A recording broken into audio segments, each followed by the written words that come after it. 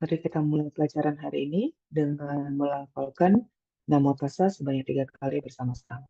Namo tassa bhagavato arahato sama sambuddhassa. Namo tassa bhagavato arahato sama sambuddhassa. Namo tassa bhagavato arahato sama sambuddhassa.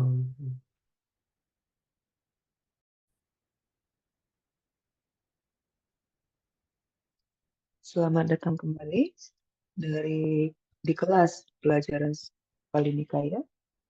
Hari ini kita akan menyelesaikan sutta terakhir dari 3 Nikaya buku pertama, yaitu Sila Kandawaga.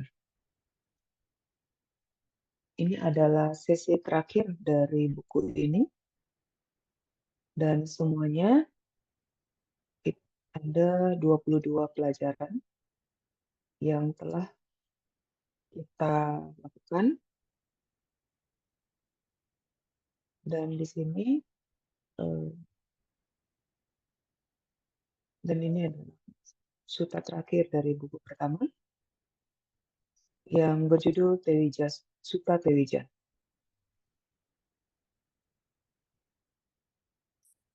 Jadi sutta ini mempelajari mengenai 3 pengetahuan yang telah saya sebutkan di pelajaran sebelumnya. Dan dalam literatur Buddhis, kita menyebutkan ini pelajaran pengetahuan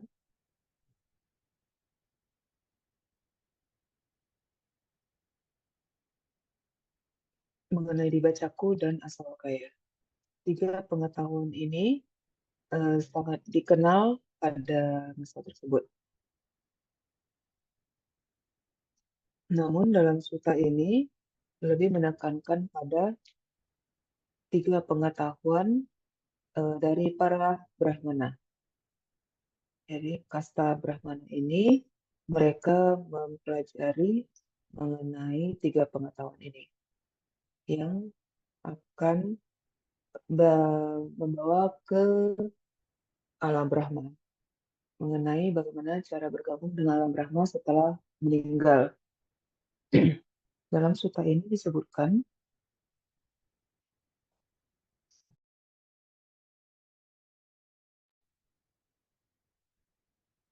bahwa interpretasi dari 3 pengetahuan ini kuranglah tepat, dan sutta ini dimulai dari percakapan, argumentasi antara 2 Brahmana muda, yaitu Waseta dan Bharadwaja, kemudian di mana mereka kemudian mengunjungi Sang Buddha untuk menanyakan manakah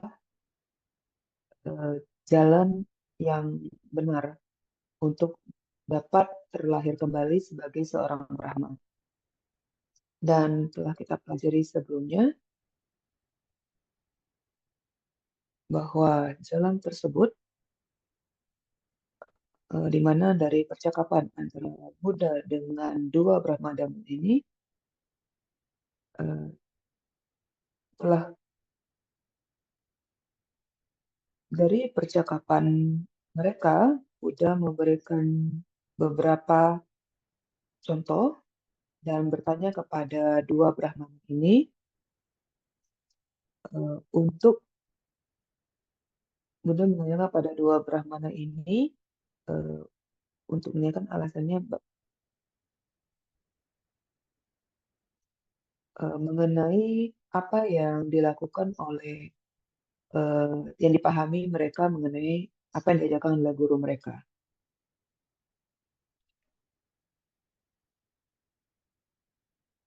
Meskipun guru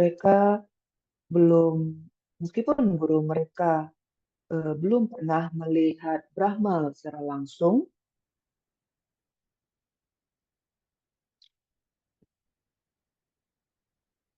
para guru ini telah menyatakan bahwa apa yang mereka ajarkan merupakan satu-satunya jalan untuk dapat terlahir dalam Dharma. Sehingga ajaran mereka tersebut sebenarnya tidaklah bermakna. Sehingga berdasarkan dan kemudian dari cara guru mereka hidup, eh, cara mereka hidup tersebut pun tidaklah sesuai dengan apa yang seorang Brahma lakukan. Sehingga sangatlah tidak bermakna, tidak beralasan bahwa cara yang mereka diajarkan oleh guru tersebut dapat membimbing mereka menuju alam Brahma. Dan di dalam slide ini ada perumpamaan dari seorang pria yang yang malas, ya, yang berada di Sungai Acirawati, di mana pemuda tersebut tidak berusaha untuk menyeberangi Sungai Acirawati.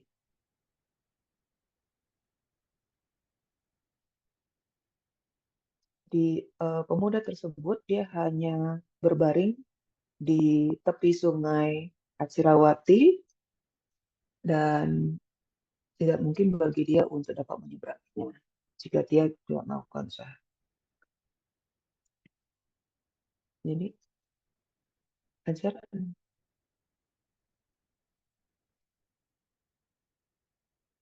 dan dalam berdasarkan sana kita mengenal ada 5 rintangan batin.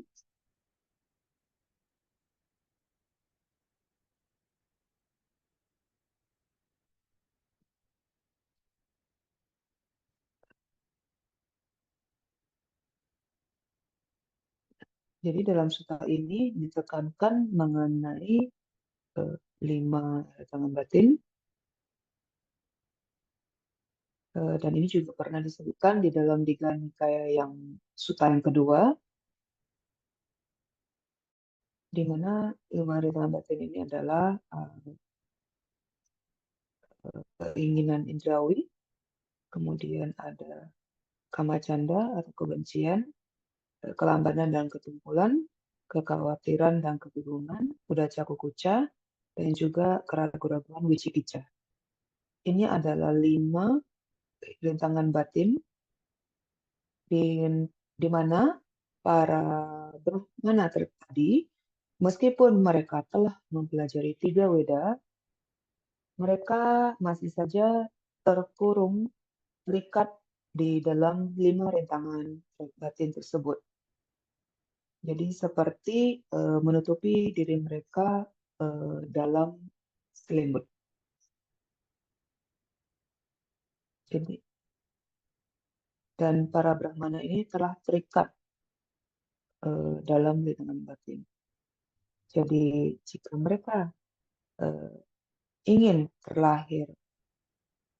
kembali terlahir di alam Brahma, maka hal tersebut tidaklah memungkinkan. Jadi tidaklah memungkinkan bagi para Brahmana seperti ini untuk dapat terlahir kembali di alam Brahma. Dan ini yang telah kita pelajari sebelumnya. Kita akan melanjutkan slide berikutnya. Jadi selanjutnya adalah membicarakan bagaimana sifat alamiah dari para Brahma dan sifat alami dari para Brahmana. Jadi para Brahmana ini mengajarkan bagaimana caranya untuk dapat terlahir di alam Brahma. Nah, jadi Buddha bertanya kepada Wasita untuk mempertimbangkan, melihat bagaimana cara para Brahmana ini hidup. Apakah para Brahmana ini hidup seperti para Brahma? Apakah para Wasita telah belajar bagaimana para Brahma itu hidup di alam mereka? Di mana Brahma ini merupakan makhluk yang berada alam kehidupannya cukup tinggi. Jadi yang mereka apa yang dipelajari Waseta dari gurunya mengenai cara hidup sebagai seorang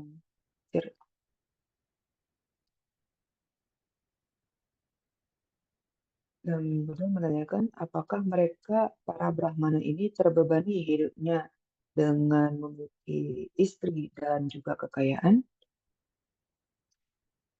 Apakah mereka mengumpulkan kekayaan eh, untuk kekayaan mereka sendiri? Dan dalam hal ini Waseta menjawab bahwa para Brahmana, eh, oh, eh, Buddha bertanya bagaimana seorang Brahma itu hidup.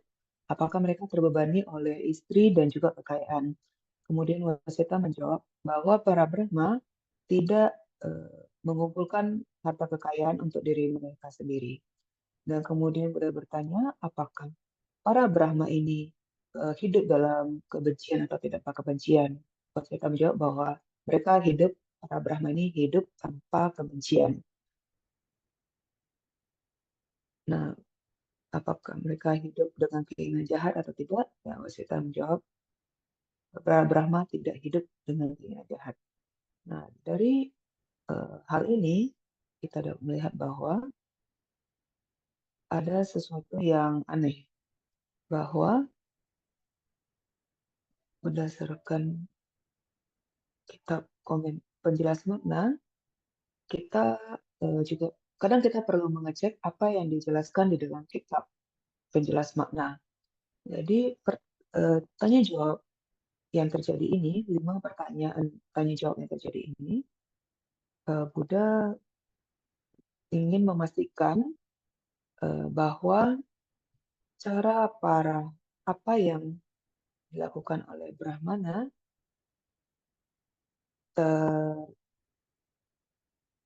terpengaruh oleh lima kerintangan batin. Yang pertama adalah dipengaruhi oleh keinginan duniawi.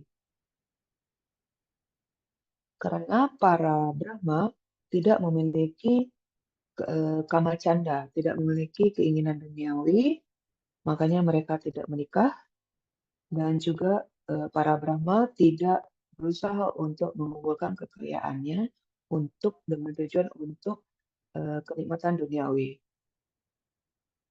Dan terutama sekali bagian kedua dan ketiga mengenai kebencian dan keinginan jahat, eh, yang bagian poin kedua mengenai keinginan jahat, di dalam kitab komentar disebutkan bahwa karena para Brahmana ini pikirannya bebas dari keinginan jahat, maka mereka tidak akan memiliki kebencian ataupun musuh secara alami. Secara alaminya mereka tidak memiliki kebencian ataupun musuh.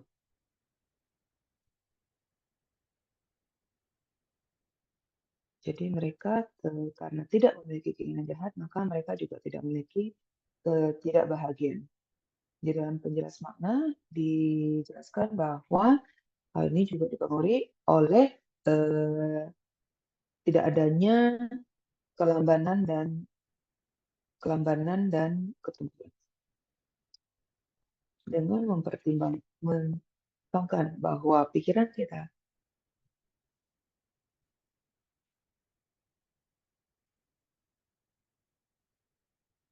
karena jika pikiran kita lamban, maka eh, diri kita, memang pikiran kita tidak akan cukup aktif untuk melakukan hal-hal yang baik.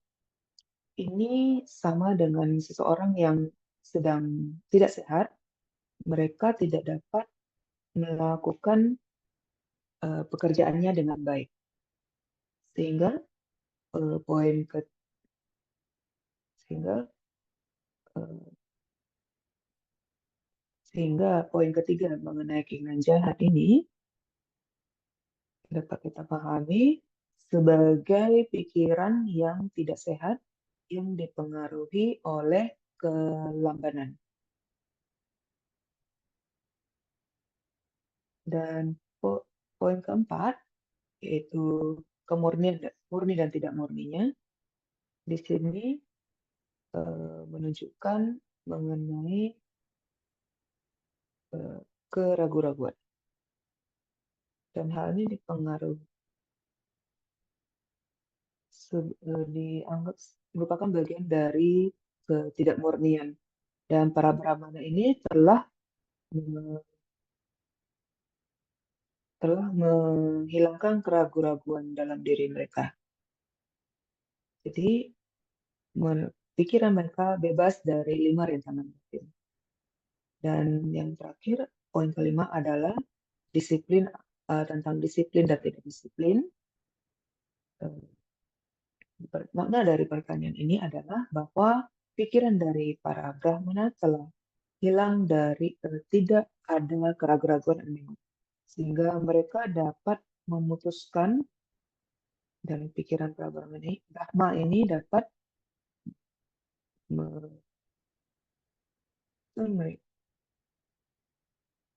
karena pikiran yang sehingga mereka dapat mengendalikan pikiran mereka sendiri. Pikiran yang masih dipenuhi keraguan-raguan akan sangat mudah sekali akan tidak mudah untuk dikendalikan.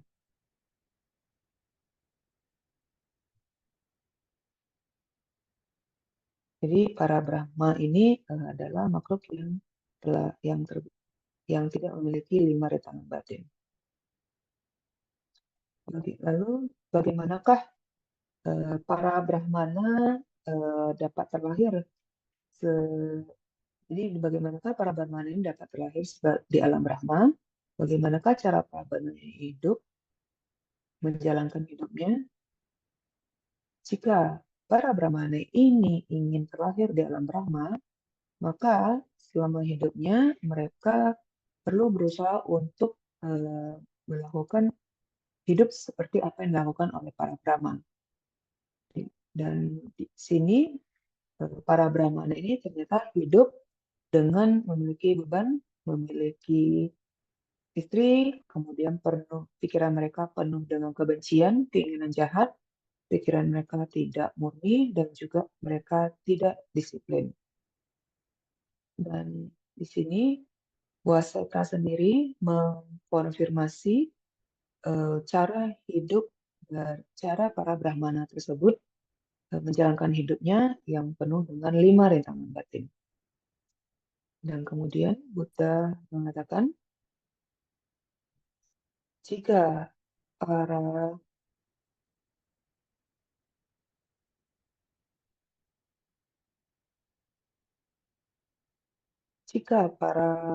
Brahmana ini menjalankan kehidupannya seperti yang dilakukan oleh para Brahma, maka para Brahmana ini ada kemungkinan untuk dapat terlambat.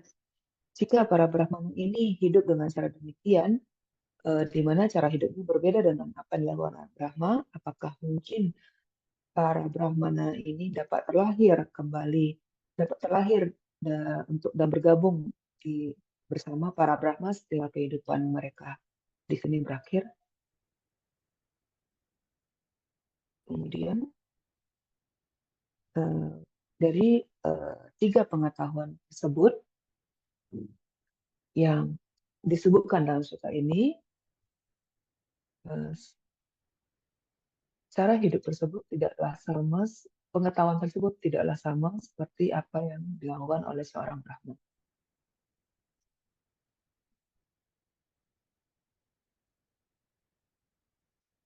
Jadi di sini tidak ada tujuan untuk mendiskreditasikan kehidupan para Brahmana, namun hanya menjelaskan apa yang ada di dalam sutta ini. Di dalam sutta ini disebutkan mengenai 3 pengetahuan.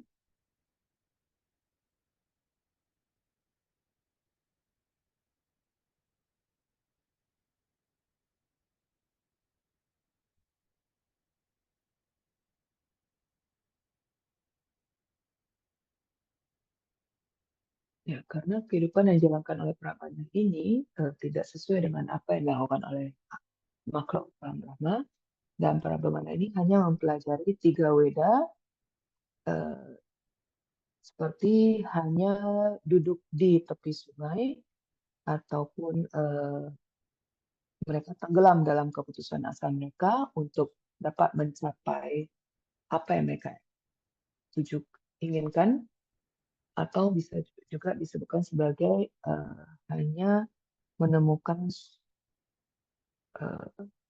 mereka dengan melihat tiga pengetahuan ini eh, tidaklah bermakna, tidaklah masuk akal. Tiga pengetahuan ini dapat kita sebut juga sebagai pengetahuan yang gersang, pengetahuan akan gurun, pengetahuan akan hutan belantara, mengenai tiga pengetahuan kehancuran. Dalam pikiran mereka, tiga pengetahuan ini kita dapat me- me-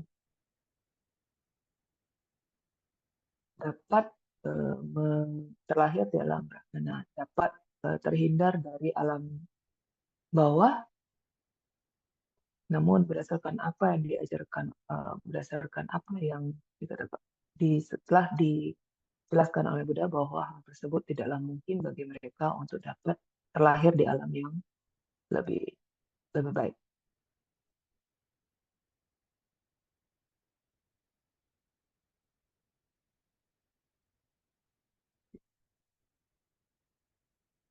Nah, oleh karena itu perlu memurnikan eh, kotoran batin kita tanpa perlu membanding-bandingkannya dengan kepercayaan lain.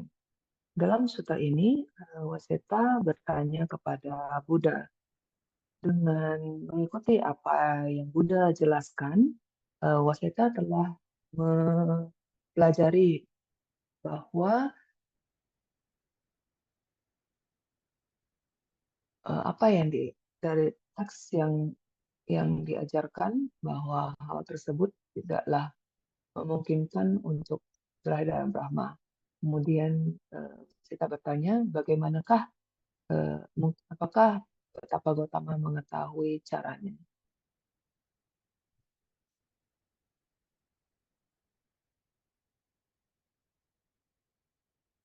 Wasita ingin sekali mengetahui bagaimanakah jalan langsung yang dapat menuju ke alam Brahma setelah kehidupan ini. Oleh karena itu dia bertanya, menanyakan pertanyaan ini. Kemudian Buddha memberikan contoh seperti seseorang yang terlahir dan dibawa ke Manasakata. Manasakata, di mana eh, karena mereka berdua bercakap-cakap di dekat desa Manasakata, makanya kenapa Buddha memberikan perumpamaan ini. Jadi jika ada seseorang yang terlahir dan dibesarkan di Manasakata, kemudian seseorang datang dan bertanya kepada orang tersebut, bagaimanakah mengenai jalan menuju Manasakata. Dan orang tersebut karena dia lahir dan juga besar di sana, tentunya dia tahu dengan baik di manakah mengenai Manasakata. Apakah pemuda yang lahir dan dibesarkan di Manasakata akan merasa bingung ataupun gugup pada saat ditanyakan hal tersebut? Dan oleh karena hal tersebut tidaklah mungkin karena pemuda tersebut telah lahir dan juga dibesarkan di sana.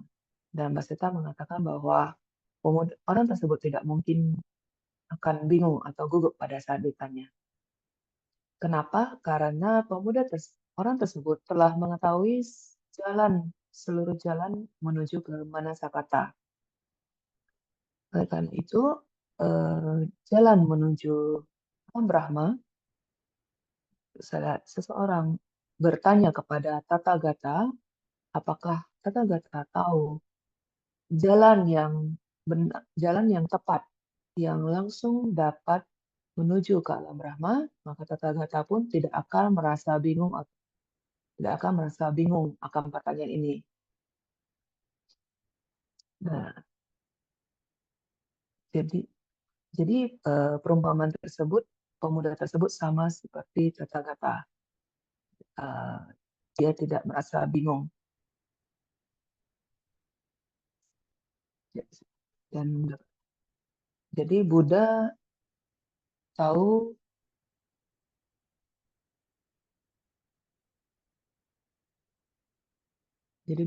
bagaimana cara menuju ke alam Brahma. Jalan latihan yang dapat membawa ke alam Brahma.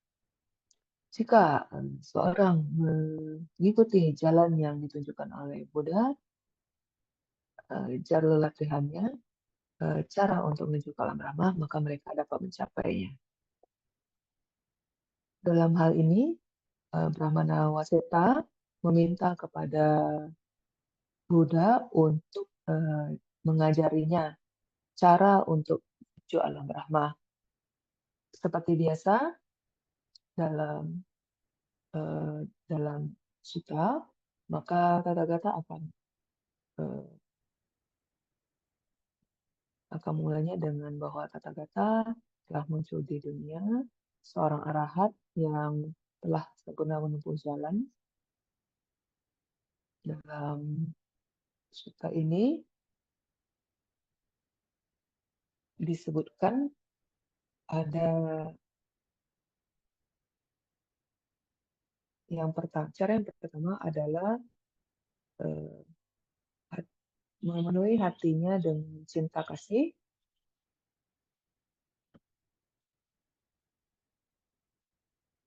dengan memancarkan cinta kasihnya ke berbagai arah,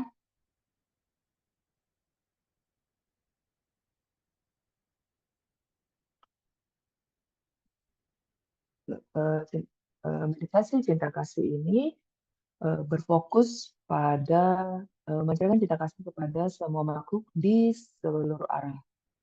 Jika hatinya penuh dengan cinta kasih, tidak ada kebencian dan keinginan jahat,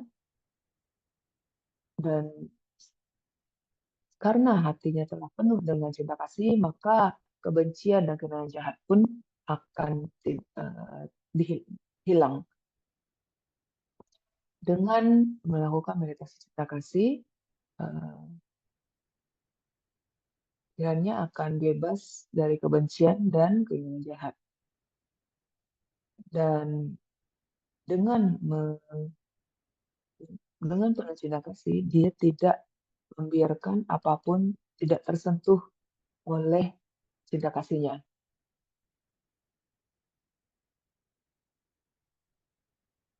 Hal ini merujuk pada meditasi cinta kasih yang sukses, di mana pikirannya telah penuh dengan cinta kasih dan bebas dari rintangan batin. Dengan cara yang sama, jika melakukan latihan belas kasih, karuna, kemudian latihan mudita dan latihan UPK, latihan-latihan ini dapat menghilangkan rintangan batin. Dalam sutta ini disebutkan bahwa pikiran dari seorang meditator akan dipenuhi dengan hal-hal yang berkualitas. Tidak ditekankan di level, tidak menekankan pada level pencapaian.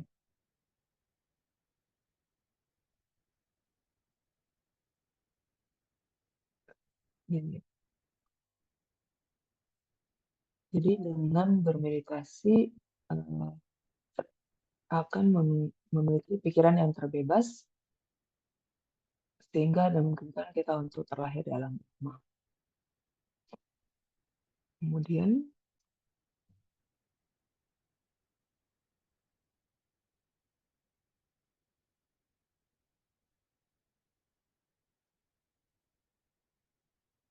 dengan memiliki pikiran dengan pikiran indriawi yang baik,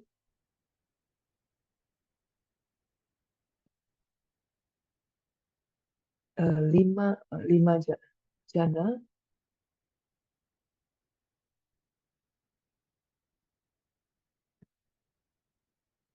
pik-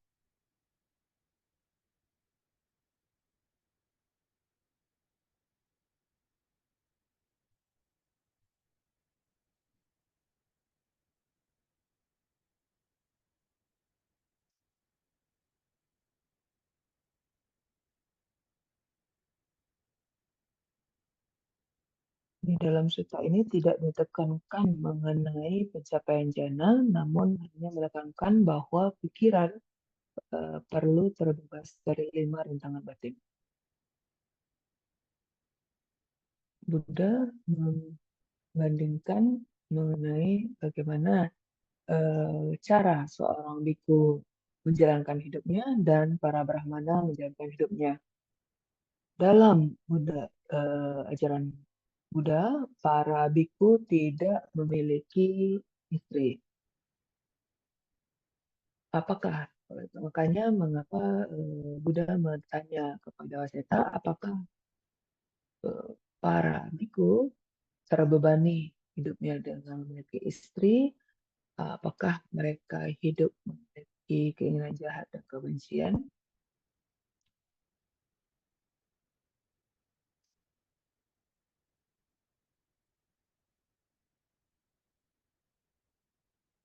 Apakah para biku ini hidup dalam kemurnian dan penuh disiplin? Dan apakah mereka hidup bebas dari 5 rintangan batin?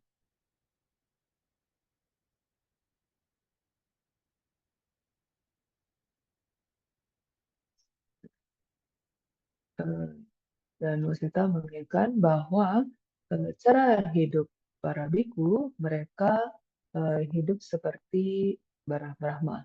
Sehingga dengan cara demikian, para biku ini setelah kehidupan ini dapat memungkinkan bagi mereka untuk dapat terlahir di alam Brahma.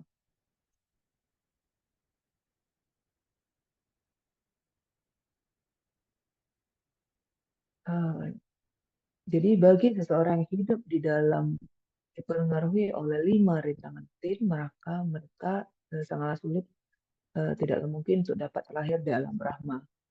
Dan kemudian Waseta mengambil perlindungan mengambil perlindungan dan dia mengambil perlindungan pada Buddha, Dhamma, dan Sangha dan meminta Buddha untuk meminta eh, memohon untuk menerimanya sebagai pengikutnya.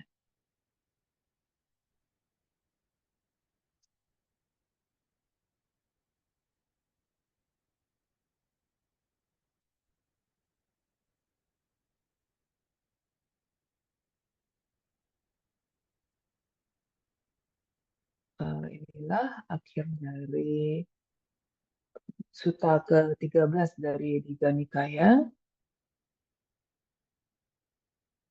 dan kita akan melanjutkan mengenai 5 rintangan batin.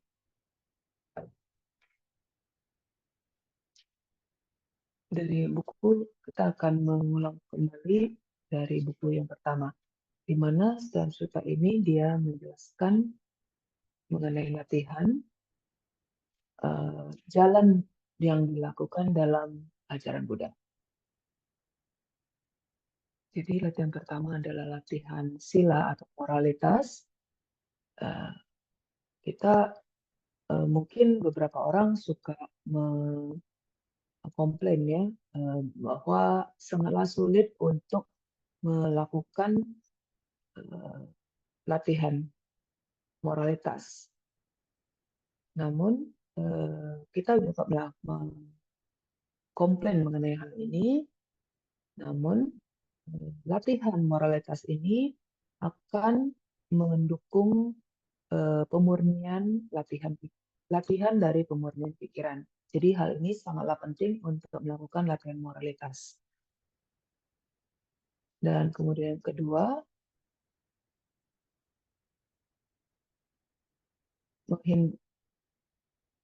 berlatih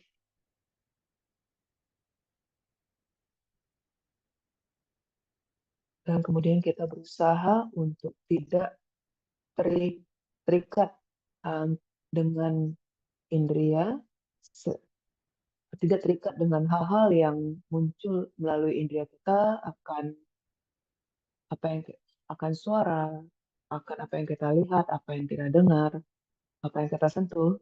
Jadi kita menjaga apa yang muncul di dalam pikiran kita dan tidak terikat akan hal-hal tersebut.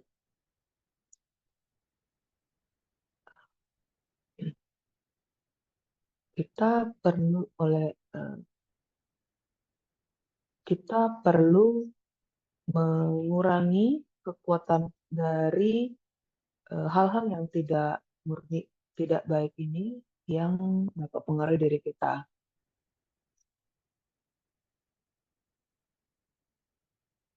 Setelah hal tersebut kita dapat melatih pikiran konsentrasi kita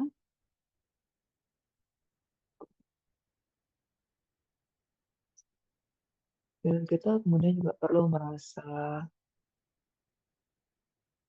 berpuas diri untuk tidak selalu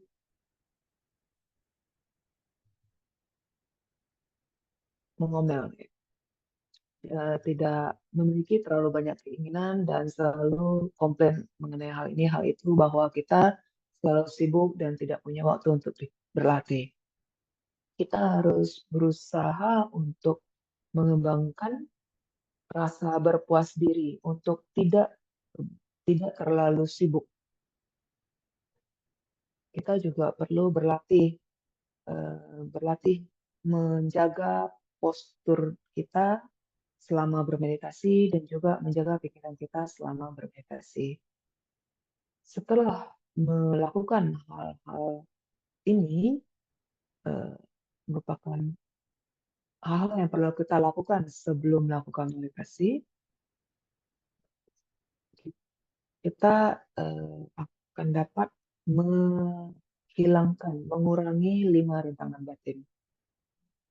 Kadang beberapa meditasi dapat mencapai jana 1, 2, 3, 4, dan seterusnya. Itu merupakan hal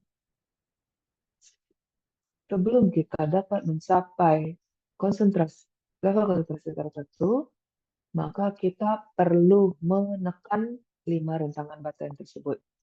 Hingga di dalam sutta kedua, di Samanapara Sutta,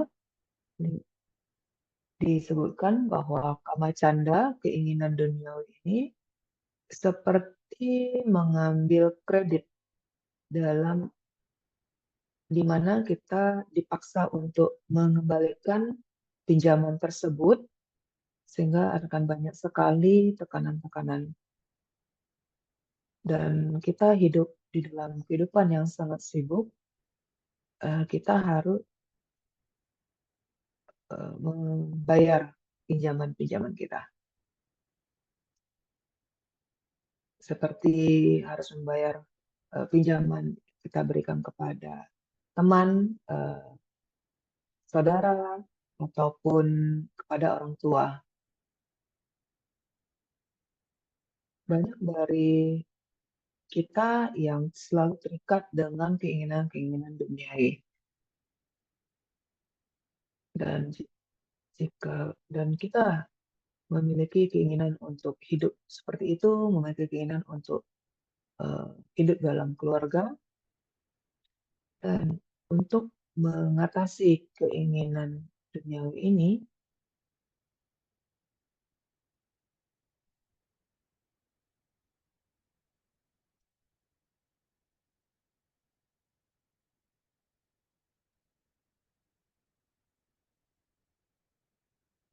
Jadi jika seseorang telah mengembalikan semua pinjamannya, telah memiliki keuntungan dari bisnisnya, ini seperti telah seperti menekan kemajuannya, menekan keinginan-keinginan duniawi, sehingga dapat mengembangkan konsentrasinya. Kemudian biar pada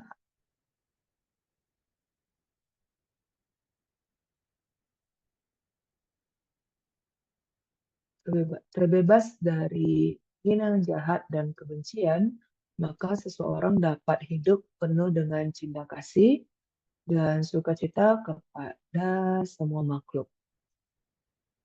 Pikirannya akan murni. Jika seseorang penuh dengan pikiran yang jahat, maka orang tersebut akan jadi tidak bahagia, dia akan menderita dan memiliki sakit fisik, secara fisik. Dan dia juga tidak memiliki keinginan untuk makan dan tidak memiliki kekuatan badi. Dan setelah seseorang sembuh dari sakitnya, maka orang tersebut memiliki keinginan untuk makan dan tubuhnya akan lebih kuat. Sehingga dia dapat menekan rintangan-rintangan batin yang muncul. Dan pikirannya akan berbahagia, bersukacita, akan pikirannya yang telah bebas dari keinginan jahat dan telah penuh dengan suka kasih. Kita juga harus berusaha untuk hidup bebas dari 5 rintangan batin dalam kehidupan sehari-hari. Jadi tidak hanya selama kita bermeditasi. Jika kita berusaha meditasi setiap hari 1-2 jam setiap harinya, dan pada saat pikiran kita bebas dari 5 rintangan batin selama sejam tersebut, dan kita mengembangkan kualitas-kualitas positif dalam selama bermeditasi, peroleh pengetahuan luar biasa selama meditasi tersebut, maka latihan tersebut dapat sangat kuat sekali untuk menekan kotoran batin kita. Jadi kita perlu berusaha hidup bebas dari rintangan batin sebanyak mungkin. Kemudian yang berikutnya adalah tinamida. Ini seperti hidup terikat di dalam suatu penjara. Orang tersebut tidak dapat menikmati hidupnya. Pada saat orang tersebut terbebas dari penjara, maka orang tersebut dapat kembali menikmati hidupnya. Dan dengan cara yang sama, jadi seseorang telah sukses menekan kelambanan dari pikirannya, maka pikirannya akan menjadi sangat fokus, dapat melihat hal-hal dengan lebih baik, dan pikirannya maka hidupnya akan sangat aktif dan energik. Kemudian yang berikutnya adalah Udaca Kukuca.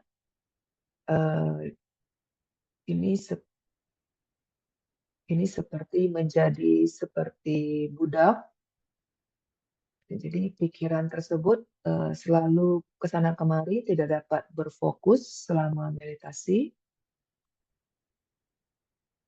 Dan kemudian tidak ada kebahagiaan di dalamnya.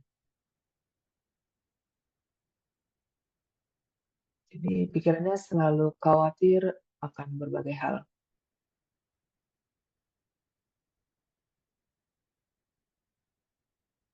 Jadi jika seseorang khawatir akan masa lalu, khawatir akan apa yang harus dilakukan, dan orang tersebut tidak dapat menikmati saat ini, itu seperti menjadi seorang budak.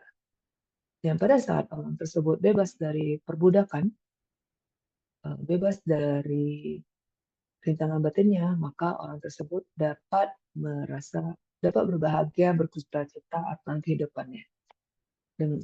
Dan ini dapat dikembangkan melalui pikiran yang terkonsentrasi melalui meditasi. Dan kemudian bilangan batin yang terakhir adalah wicikica atau keraguan-raguan. Di sutta yang lain disebutkan bahwa ada beberapa eh, beberapa pemikiran yang tidak tepat. Jika kita berpikir bahwa dari manakah kita berada, apakah ini realitasnya, apakah kenyataannya seperti ini, apakah saya benar nyata atau tidak. Jadi dengan memiliki keraguan-raguan seperti ini sangat melelahkan. Ini seperti mengambil perjalanan yang sangat panjang melalui gurun, di mana perjalanan gurun ini sangat penuh dengan bahaya. Dan perjalanan ini sangat melelahkan, sehingga orang tersebut, dan dengan cara demikian, dengan cara berpikir demikian, dengan memiliki banyak keraguan-raguan dalam pikiran kita, maka ini sangat seperti perjalanan yang sangat melelahkan. Dan hal ini membuat kita tidak dapat belajar dan tidak dapat berlatih melalui penjelasan-penjelasan yang bermakna.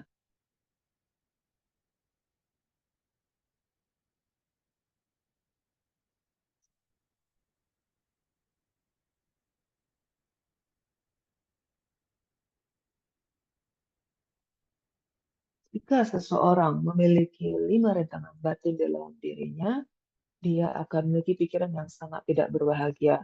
Jadi kehidupannya itu selalu memiliki seperti memiliki utang, selalu merasa sakit, eh, menjadi seperti diperbudak, seperti berjalan di gurun.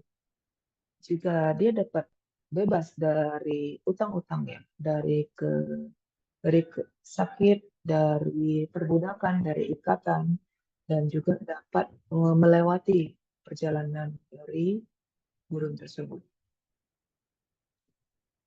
Kemudian dijelaskan juga bahwa pikiran merupakan yang terbebas dari 5 rentangan batin, maka akan ada kebahagiaan yang muncul di dalam diri tersebut. Dia akan merasa sangat benar-benar bersuka cita. Dan itu dapat menjadi awal mula dari pencapaian yang lebih tinggi. Dengan bersuka cita, dengan masalah.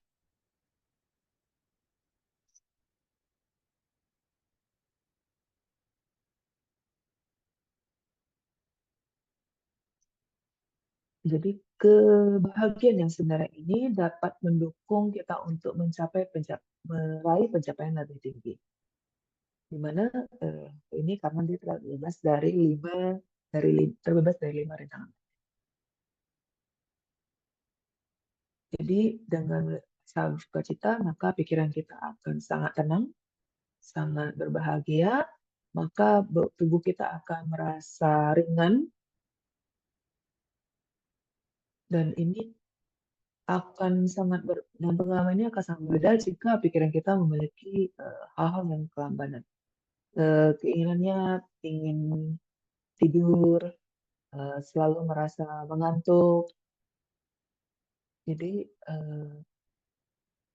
pada saat merasa ngantuk, kita mungkin akan merasa, oh senang karena dapat tidur. Namun rasa rileks yang kita muncul karena rasa mengantuk tersebut berbeda dengan rasa sukacita yang muncul dilalui meditasi ini.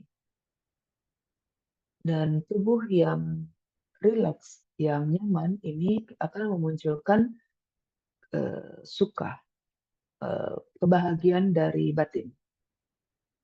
Dengan kebahagiaan batin, maka pikiran orang tersebut akan mudah untuk berkonsentrasi. Konsentrasi ini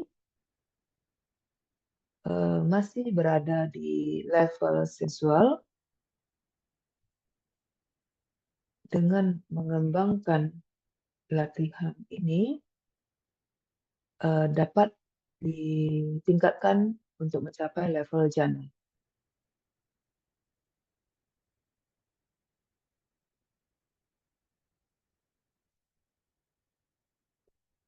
Pencapaian dari jana ini akan memungkinkan untuk pencapaian pengetahuan yang lebih tinggi.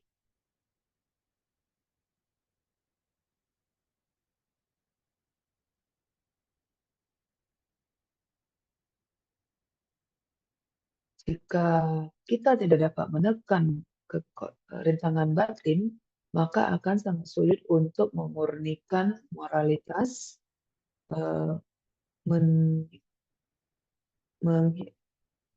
akan sulit untuk berpuas diri maupun menekan kenikmatan indrawi. Karena 5 rintangan batin ini akan sangat mempengaruhi pikiran kita, sehingga pikiran kita tidak cukup kuat untuk mencapai level konsentrasi maupun pengetahuan yang lebih tinggi. Oleh karena itu, kita harus sangat berhati-hati untuk terus berusaha untuk menekan 5 kotoran batin ini di dalam kehidupan kita sehari-hari. Dengan menekan 5 kotoran batin ini dalam kehidupan kita sehari-hari, kita dapat mengembangkan latihan moralitas untuk menjadi lebih baik lagi, dan kita dapat pikiran kita terhindar dari hal-hal duniawi, dan kita berusaha untuk tidak membiarkan keterikatan itu muncul di dalam pikiran kita, hal-hal tidak baik, kita tidak membiarkan hal tidak baik pun tidak bajik untuk muncul dalam pikiran kita, dan kemudian kita dapat merasa berpuas diri, berusaha untuk tidak terlalu sibuk, dan kehidupan kita akan jadi lebih stabil. Kita harus mempertimbangkan untuk diri kita, apakah bentuk kehidupan seperti apa yang kita hargai, yang kita nilai sebagai kehidupan yang sukses. Kita tidak dapat mengikuti hal tidak bajik yang muncul. Kita sebaiknya tidak berusaha untuk bergerak ke arah yang tidak bajik tersebut. Karena jangan menghabiskan hidup kita untuk hal-hal yang tidak bajik tersebut. Karena hal tersebut dapat membimbing kita untuk menyesal, untuk menjadi stres. Jika kita peduli untuk menekan 5 kotoran batin ini dalam kehidupan kita, maka kita akan membebaskan, dapat merasa berpuas diri dan juga merasa lebih bahagia dan juga senang dalam akan merasa semakin senang dalam hidup ini. Jadi saya berharap dengan melalui ajaran-ajaran dari Digha Nikaya ini, dari buku pertama Digha Nikaya Silakandawaga, kita dapat menemukan cara untuk menjalani kehidupan kita dengan menekankan pada meditasi. Dan tidak hanya di meditasi, namun kita juga dapat mengaplikasikan isi dari teks ini dalam kehidupan kita sehari-hari.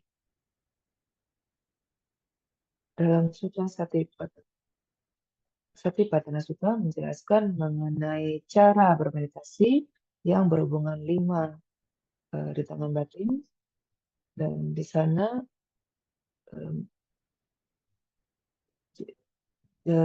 menekankan bagaimana jika pada saat 5 rintangan batin ini muncul, kita pun sebenarnya masih tetap dapat bermeditasi.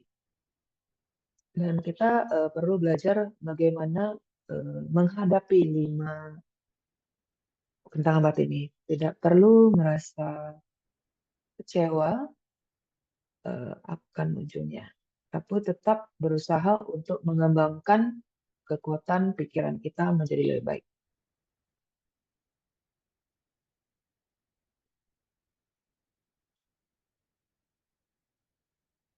Ber, eh, Menghadapi 5 rintangan batin pada saat ini bukan berarti kita membiarkan 5 rintangan batin ini untuk muncul, namun kita berusaha untuk membuat 5 rintangan batin ini kekuatannya makin lama makin berkurang. Sehingga pada saat 5 rintangan batin ini tidak muncul lagi, eh, kita dapat terus berlatih, dan dengan latihan ini kita dapat mengetahui kapan 5 rintangan muncul. Rintangan batin ini akan muncul, bagaimana cara mengatasinya. Dan kita juga mengetahui cara untuk mencegahnya eh, untuk muncul dengan melalui latihan Satipatthana. Jadi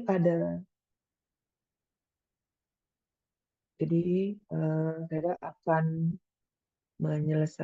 mengakhiri penjelasan untuk pelajaran hari ini, dan kita akan melanjutkan dengan sesi tanya jawab.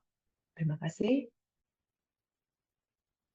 Imina punya kamina mami bala samagamo dan samagamo hodu awani bana badia idami punyam asawakya waha hodu idami punyam ibana sabajayo hodu ama punya bagam Tapasadanam bhajimi esabi esamam nyabhagam labantu sadhu.